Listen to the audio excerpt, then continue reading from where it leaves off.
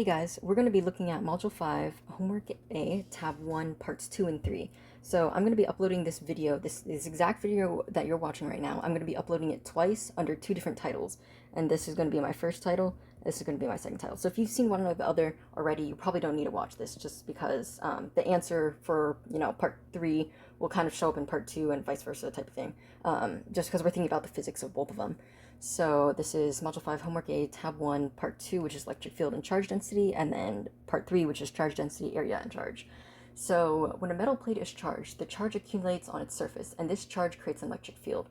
The surface charge density at sigma, lowercase sigma, is the amount of charge per unit area on the plate, as defined by, it's going to be lowercase sigma is equal to Q all divided by A, where Q is the total charge on the plate and A is the area of the plate. For a uniformly charged plate, the electric field generated by this charge is uniform near the surface of the plate, and we can use Gauss's law to relate this electric field to the surface charge density. So Gauss's law states that the electric flux through a closed surface is proportional to the charge enclosed within that surface. So it's going to be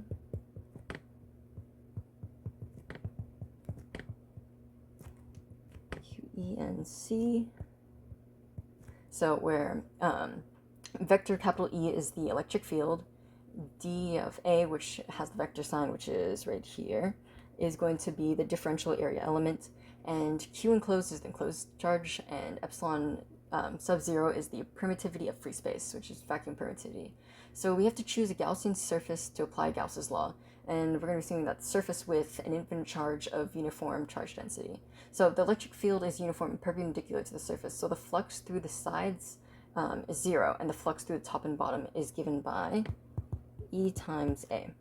So let's go ahead and apply Gauss's law. So the charge enclosed is going to be QENC is equal to sigma times A. And the electric flux through the Gaussian surface is given by the electric field E multiplied by the area of the top and bottom surfaces, which we have an area of A.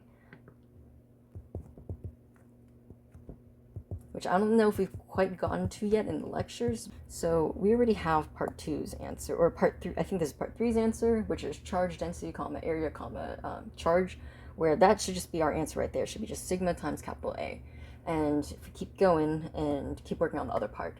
So according to Gauss's law, the electric flux is related to the enclosed charge. So we're going to have E times A is equal to QENC divided by epsilon 0 is equal to sigma times A all over epsilon 0. So solving for E, then we're going to get E is equal to sigma all divided by epsilon 0.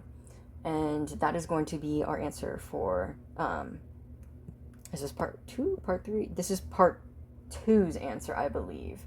And pretty much this shows that the electric field E near a large uniform charged metal plate is directly proportional to the surface charge density, sigma, on the plate, and inversely proportional to the vacuum permittivity, which is epsilon 0.